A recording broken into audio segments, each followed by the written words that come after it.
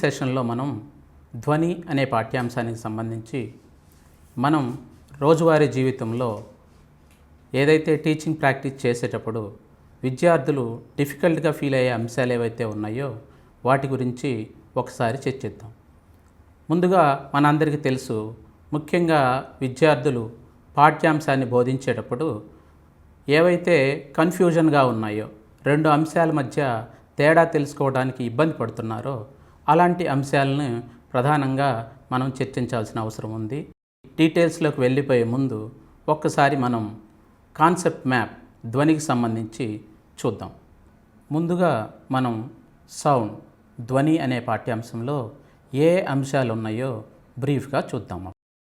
ముందుగా production of sound అంటే ధ్వని ఉత్పత్తి, రెండవది ధ్వని ప్రోపగేషన్ అంటే ధ్వని ప్రసారం, మూడవది ధ్వని ప్రసారంలో తరంగాలు ఏ విధంగా ప్రయాణం చేస్తున్నాయి, అదేవిధంగా ధ్వని తరంగానికి సంబంధించిన లక్షణాలు అంటే characteristics of sound wave, speed of sound in different media, ఇంకా రిఫ్లెక్షన్ ఆఫ్ సౌండ్ ధ్వని పరావర్తనం, ధ్వని పరావర్తనంలో ముఖ్యంగా ఎకో మరియు రివర్బరేషన్ ఈ రెండు అంశాలు. తదుపరి యూజెస్ ఆఫ్ మల్టిపుల్ రిఫ్లెక్షన్స్ బహుళ పరావర్తనాల యొక్క ఉపయోగాలు, మరియు రేంజ్ ఆఫ్ హియరింగ్ ధ్వని వినికిడి యొక్క పరిధి, ఈ అంశాలు మనం గమనించడం జరుగుతుంది. ఇక్కడ మీరు గమనించినట్లయితే ధ్వని అనే పాఠ్యాంశానికి సంబంధించి ఇవన్నీ కూడా ఒక సీక్వెన్షియల్ ఆర్డర్లో ఉన్నాయి.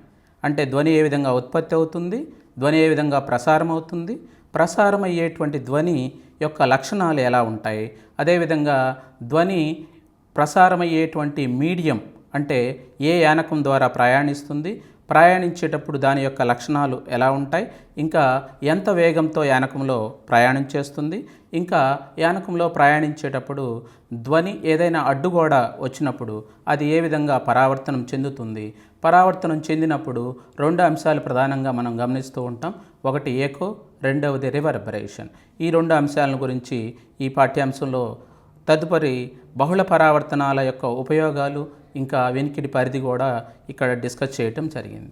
ముఖ్యంగా ఈ అన్ని అంశాల్లో కూడా మనం రోజువారీ టీచింగ్ ప్రాక్టీస్లో మనం గమనిస్తూ ఉంటాం. ధ్వని ప్రయాణించేటప్పుడు ఏ విధంగా ప్రయాణిస్తుంది, అది మనకు తెలుసు, అది లాంగిట్యూడినల్ వేవ్స్ లాగా ట్రావెల్ చేస్తుంది. అయితే విద్యార్థి ఈ లాంగిట్యూడినల్ వేవ్స్ అంటే అనుదైర్ఘ్య తరంగాల రూపంలో ప్రయాణించే విషయంలో కొద్దిగా కన్ఫ్యూజన్కు గురయ్యే అంశం ఉన్నట్లుగా నేను భావించడం జరిగింది. అదేవిధంగా ధ్వనికి సంబంధించి లక్షణాలైనటువంటి పిచ్ మరియు లౌడ్నెస్ ఈ అంశాల్లో కూడా విద్యార్థి కొద్దిగా కాన్ఫ్లిక్ట్ అయ్యే అవకాశం ఉంది. అదేవిధంగా ముఖ్యమైన అంశాలు ధ్వని పరావర్తనం చెందినప్పుడు ధ్వనికి సంబంధించిన లక్షణాలైన ఎకో మరియు రివర్బరేషన్ ఈ రెండు అంశాలకు సంబంధించి కొద్దిగా రెండిటి మధ్య తేడాను తెలుసుకోవడంలో విద్యార్థులు ఇబ్బంది పడే అవకాశం ఉన్నట్లుగా మనకు అర్థమవుతుంది. ఈ సెషన్లో మనం లాంగిట్యూడినల్ వేవ్స్ ఇంకా ఎకో మరియు రివర్బరేషన్ ఈ అంశాల గురించి ఒక్కసారి విద్యార్థులు కష్టంగా ఫీల్ అవుతారు కాబట్టి ఆ డిఫరెన్స్ మనం చెప్పటం కోసం ఒక్కసారి ఆ రెండు అంశాల గురించి చర్చిద్దాం. ముందుగా ధ్వని ఏ విధంగా ప్రయాణిస్తుంది. మనందరికీ తెలుసు, sound is a form of energy. Sound is a form of mechanical energy. When this mechanical energy occurs, let us see. For example, how sound is produced. Sound is produced by vibrating bodies. When this vibration occurs, then that vibration creates a disturbance in the medium. So that disturbance will travel along the wave. If the vibration of the particles is along the direction of the wave, then we can consider it as longitudinal wave. అంటే యానకంలో ధ్వని ప్రయాణించేటప్పుడు అది యానకంలోని కణాల మధ్యలో అలజడిని సృష్టించుకుంటూ వెళ్తుంది. ఈ అలజడి ఎలా ప్రయాణిస్తుంది అనే దాన్ని బట్టి మనకి తరంగ స్వభావం అర్థమవుతుంది. మనం ఇక్కడ గమనించినట్లయితే ధ్వని తరంగం యానకం ద్వారా ప్రయాణించేటప్పుడు అది లాంగిట్యూడినల్ వేవ్స్ లాగా అని ఎలా చెప్పగలుగుతున్నాం అంటే మనకి ఇక్కడ కణాల యొక్క కదలిక దిశ తరంగ చలన దిశలోనే ఉంటుంది. కాబట్టే మనం ఈ రెండిటికి అనుసంధానం చేసుకొని యానకంలోని కణాల కదలిక దిశ తరంగ చలన దిశకి అనుసంధానంగా ఉంటుంది కాబట్టి అలాంటి తరంగాలను అనుదైర్ఘ్య తరంగాలుగా భావిస్తాం. అయితే ఇక్కడ ఒక అంశాన్ని మనం క్లియర్గా చెప్పవలసి ఉంటుంది విద్యార్థులకి. ఏ విషయం అంటే ఇక్కడ మనకి పాఠ్యపుస్తకంలో తరంగం ఒక తిర్యక్ తరంగం ఆకారంలో ఇవ్వటం జరిగింది. ఎక్కువ మంది విద్యార్థులు కానీ ఉపాధ్యాయులు కానీ కొద్దిగా కన్ఫ్యూజన్గాను కొంత తప్పుగాను ఆ అంశాన్ని భావించడం జరుగుతుంది. When sound wave is travelled in the form of longitudinal waves, we can observe that when the particles come closer together, here the density becomes higher as well as pressure. So, the higher density and pressure region becomes a compression, whereas when the particles are more apart, then such type of regions, the density and pressure both will be lesser. So, the higher density and pressure region becomes compression and lower density and pressure region becomes rarefactions.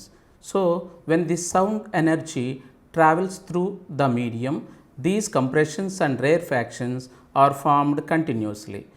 We know that there is a consecution in forming of compressions as well as rarefactions.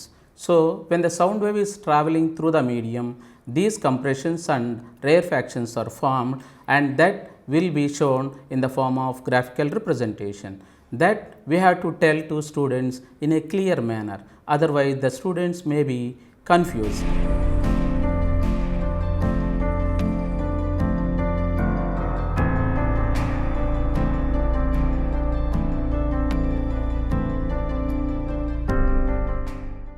Now, let us discuss one more topic, that is echo.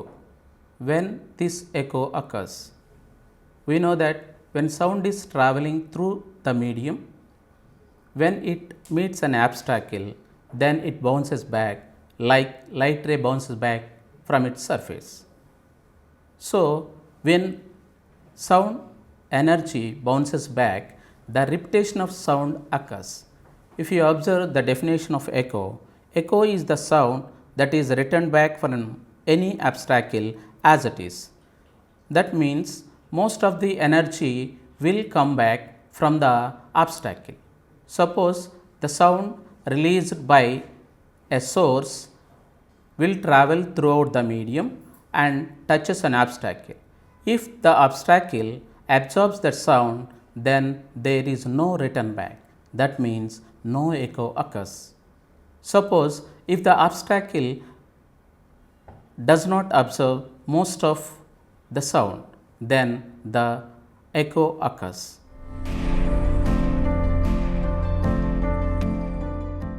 ఇక్కడ మనం ప్రధానంగా రెండు అంశాలని గుర్తుంచుకోవాల్సిన అవసరం ఉంది. ధ్వని జనకం నుంచి అంటే సోర్స్ నుంచి విడుదలైన ఎనర్జీ ఎప్పుడైతే అబ్స్టాకిల్ని అంటే అడ్డుగోడను టచ్ అయిందో, టచ్ అయిన అడ్డుగోడ గనక శక్తిని గ్రహించుకున్నట్లయితే అక్కడ నుండి మనకి ధ్వని రిటర్న్ బ్యాక్ అయ్యే అవకాశం తక్కువగా ఉంటుంది. ఆ సందర్భంలో మనం ఎకోని వినలేం. ధ్వని అడ్డుగోడను తాకినప్పుడు అడ్డుగోడ ధ్వనిని శోషించుకోకుండా పరావర్తనం చెందించినప్పటికీ అది వచ్చే దారిలో కనుక తన శక్తిని కోల్పోతే ఆ సందర్భంలో కూడా మనం ఎకోని గమనించలేం. ఇప్పుడు మనం ఎకో గురించి మరికొన్ని అంశాలని పరిశీలిద్దాం.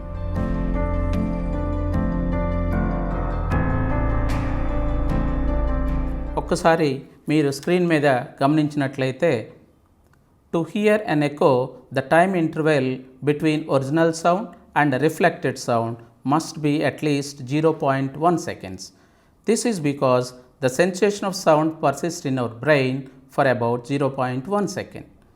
And for hearing a distinct echoes, the minimum distance from the source to reflecting surface must be at least 17.2 meters. The echoes are heard not only from polished surfaces but also from rough surfaces. Echoes are heard not only from closed places but also from open places. If you observe these 4 points, in first point there is a time gap, that is 0.1 second.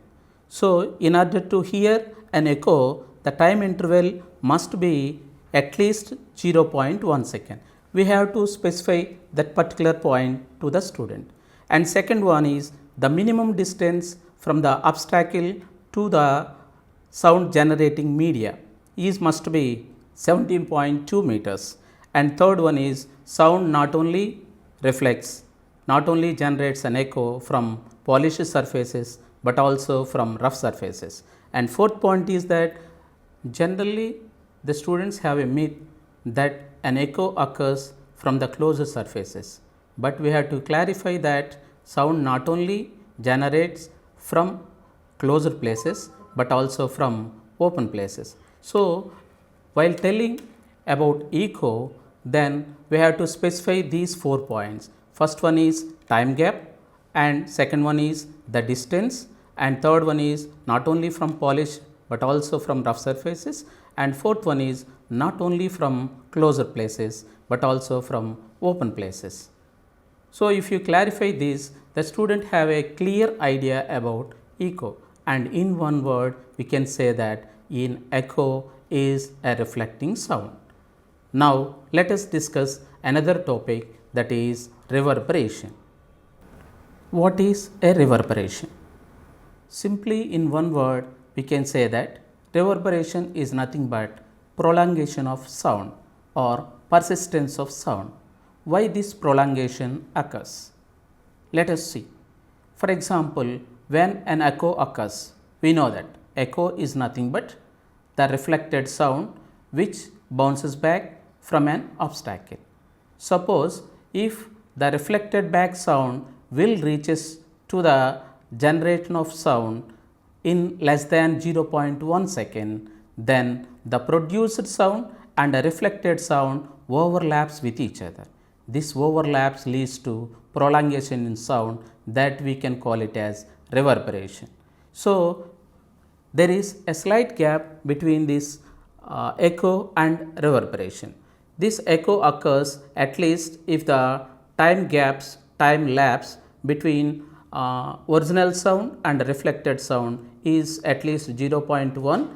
If the time gap is less than 0.1 second, then this reverberation occurs. So, while dealing with students, we have to specify the key point that the time lapse is the main point in dealing with the echo and reverberation.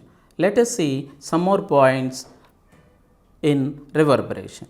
If the reflected sound reaches our ears in less than 0.1 second, then the reflected sound overlaps with original sound. And second one is an empty room produces high reverberation due to minimal absorption of materials.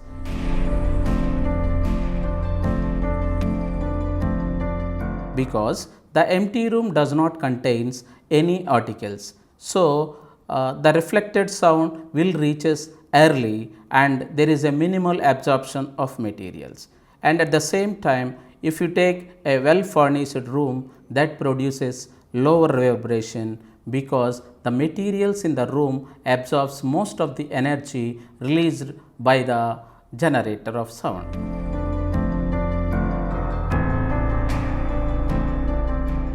So, we have to mainly focus on these two ideas to the students while teaching in the classroom.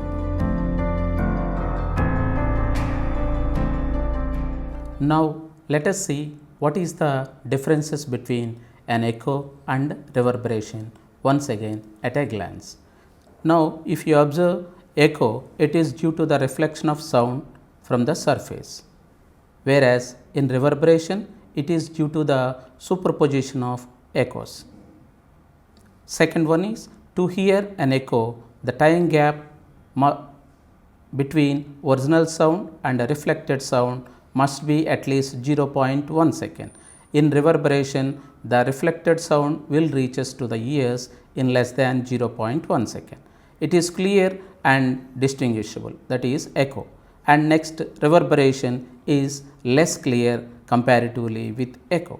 Next, the minimum distance to hear an echo is 17.2 meters at normal climatic conditions, whereas it could be heard in less than 17.2 meters, because if the distance is less, then the original sound overlaps with the reflected sound. Next, it can be heard from open places or from closed places, that is echo, and it can be heard only from closed space having something reflecting objects. The reflecting objects may be one or two. If more reflecting objects are there, then the amount of reverberation will decrease. So these are the main differences between echo and reverberation. So while teaching to the students, we have to mainly tell about these echo and reverberation differences, so that the student is able to understand the concepts of reverberation, and there is no conflict in understanding echo and reverberation. ఈ session మొత్తం మీద మనం sound waves ఎలా travel అవుతాయి, sound wave ఒక ఆబ్స్టాకిల్ని touch చేసినప్పుడు అది వెనుకకు మరలితే మనకి రెండు అంశాలను మనం ప్రధానంగా గమనిస్తూ ఉంటాం, ఎకో అండ్ రివర్బరేషన్. ఈ అంశాల గురించి మనం చర్చించడం జరిగింది. తదుపరి ఇలాగే మీ రాబోయే కాంప్లెక్స్ మీటింగుల్లో కూడా ఏవైతే విద్యార్థులు డిఫికల్ట్గా ఫీల్ అవుతున్నారో, ఏవైతే విద్యార్థులు కాన్ఫ్లిక్ట్గా ఫీల్ అవుతున్నారో అలాంటి అంశాలను మీరు చర్చిస్తారని, తదుపరి కాంప్లెక్స్లు ఫలప్రదం కావాలని కోరుకుంటూ థ్యాంక్ యూ.